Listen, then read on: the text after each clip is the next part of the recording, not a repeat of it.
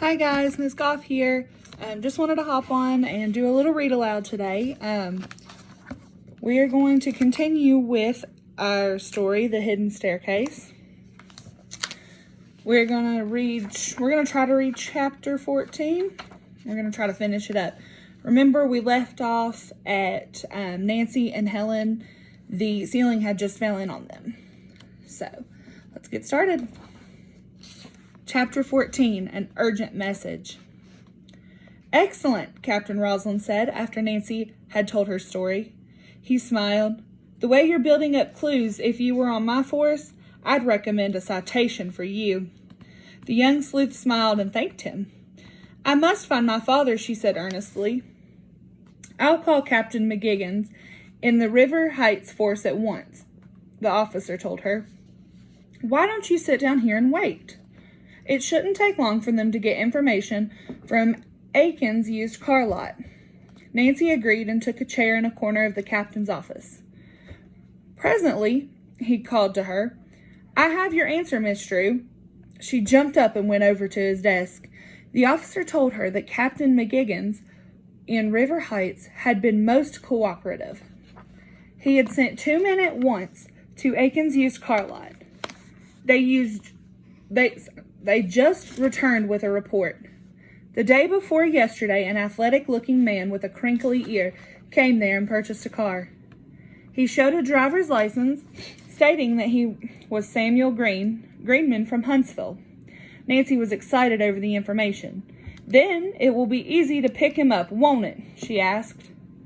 I'm afraid not, Captain Roslin replied.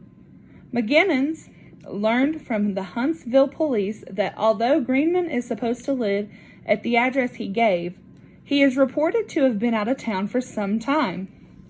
Then no one knows where he is. Not any of his neighbors. The officer also reported that Samuel Greenman was a person of questionable character. He was wanted on a couple of robbery charges, and police in several states had been alerted to be on the lookout for him. Well, if the man I saw at my car is Samuel Greenman, then maybe he's hiding in this area. Captain Roslin smiled. Are you going to suggest that he is the ghost at Twin Elms? Who knows, Nancy countered. In any case, Captain Roslin said, your idea that he may be hiding out here is a good one. Nancy was about to ask the officer another question when his phone rang. A moment later, he said, It's for you, Miss Drew.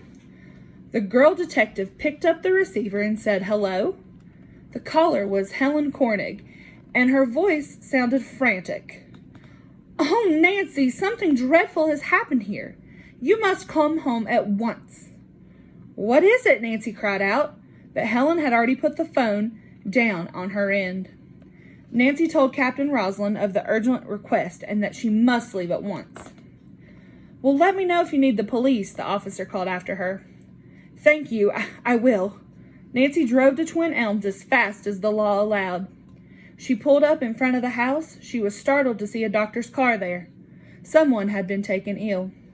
Helen met her friend at the front door. Nancy, she said in a whisper, Miss Flora may have had a heart attack. How terrible, Nancy said, shocked. Tell me about it. Dr. Morrison wants Miss Flora to go to the hospital right away, but she refuses. She says she won't leave here. Helen said that the great physician was still upstairs attending to her great-grandmother. When did she become ill? Nancy asked. Did something in particular bring on the attack? Helen nodded. Yes, it was very frightening. Miss Flora, Aunt Rosemary, and I were in the kitchen talking about supper. They wanted to have a special dish to surprise you, because they knew you were dreadfully upset. That was so sweet of them, Nancy remarked. Please go on, Helen. Miss Flora became rather tired, and Aunt Rosemary suggested that she go upstairs and lie down. She had just started up the stairway when, for some unknown reason, she turned back around to look. There in the parlor stood a man. A caller? Nancy questioned. Oh, no, Helen replied.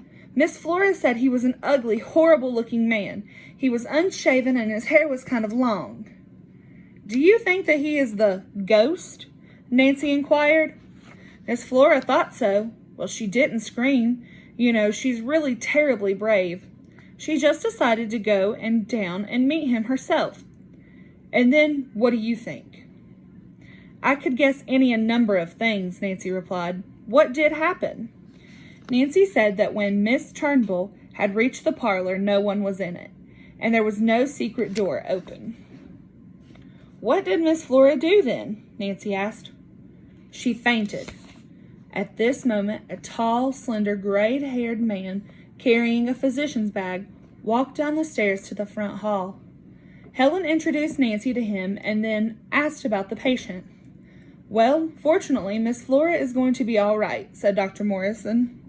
She is an amazing woman with complete rest and nothing more to worry her. I believe she will be all right.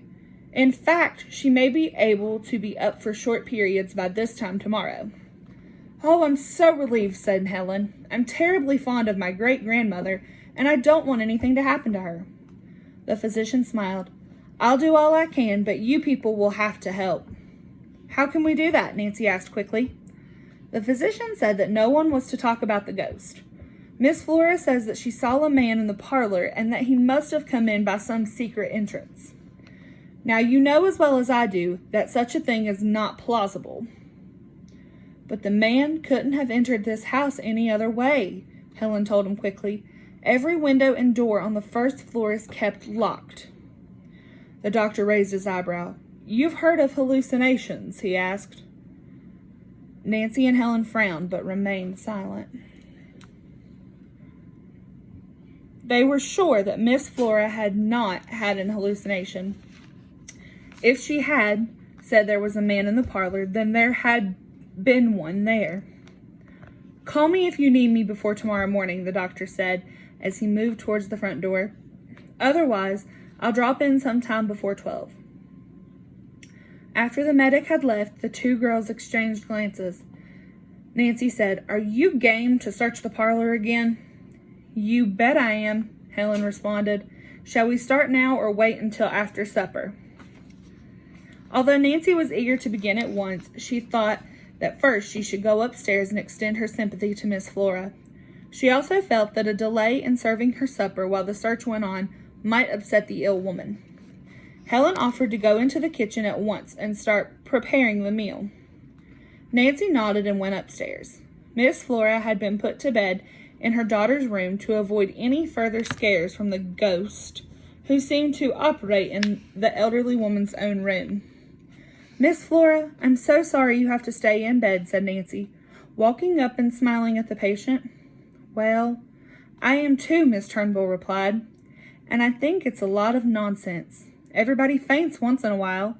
If you'd ever seen what I did, oh, that horrible, horrible face. Mother, pleaded Aunt Rosemary, who was seated in a chair on the other side of the bed. You know what the doctor said. Oh, these doctors, her mother said pettishly. Anyways, Nancy, I'm sure I saw the ghost. Now you just look for a man who hasn't shaven in goodness knows how long and has an ugly face and kind of longish hair. It was on the tip of Nancy's tongue to ask for information on the man's height and maybe his size, but recalling the doctor's warning, she said nothing about this. Instead, she smiled, and taking one of Miss Flora's hands in her own, said, Let's not talk any more about this until you're up and well. Then I'll put you on the Drew and Company detective squad. The amusing remark made the elderly woman smile, and she promised to try getting some rest. But first, I want something to eat, she demanded. Do you think you girls can manage alone? I'd like Rosemary to stay here with me. Of course we can manage, and we'll bring you exactly what you should have to eat. Nancy went downstairs to set up a tray for Miss Flora. On it was a cup of steaming chicken broth, a thin slice of well-toasted bread, and a saucer of plain gelatin. A few minutes later, Helen took another tray upstairs with the more substantial meal on it for Aunt Rosemary. The two girls sat down in the dining room to have their own supper. After finishing it, they quickly washed and dried all the dishes, then started for the parlor. "Where do you think we should look?" Helen whispered. During the past half hour, Nancy had been going in over her mind what spot in the parlor they might have overlooked, and one which could possibly have an opening behind it. She had decided on a large, beautiful cabinet built into the wall. It contained a beautiful collection of figurines, souvenirs from many places, and knickknacks of various kinds. "I'm going to look for a hidden spring that may move the cabinet away from the wall," Nancy told Helen in a low voice. For the first time, she noticed that each of the small figurines and knickknacks were set in small depressions on the shelves. Nancy wondered excitedly if this had been done so that figurines would not fall over in case the cabinets were moved. Eagerly, she began to look on the back of the wall of the interior of the cabinet for a spring. She and Helen searched every inch of the upper part, but found no spring to move the great built-in piece of furniture. On the lower part of the cabinet there were 2 doors, which Nancy had already opened many times, but she then had been looking for a large opening. Now she was hoping to locate a tiny spring or a movable panel or something. Helen searched the left side, while Nancy took the right. Suddenly, her pulse quickened in anticipation, and she felt a spot slightly higher than the rest. Nancy ran her fingers back and forth across the area, which was about half an inch high and 3 inches long. "It may conceal something," she thought, and she pushed gently against the wood. Nancy felt a vibration in the whole cabinet. "Helen, I found something," she whispered hoarsely. "Better stand back."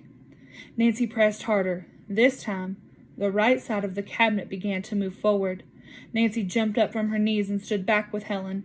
Slowly, and very, very slowly, one end of the cabinet began to move into the parlor, and the other into an open space behind it.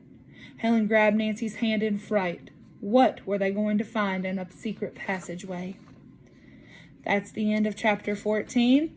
Join me again for the reading of chapter 15, probably tomorrow. Don't forget to like and subscribe to our page, and I'll see you all soon.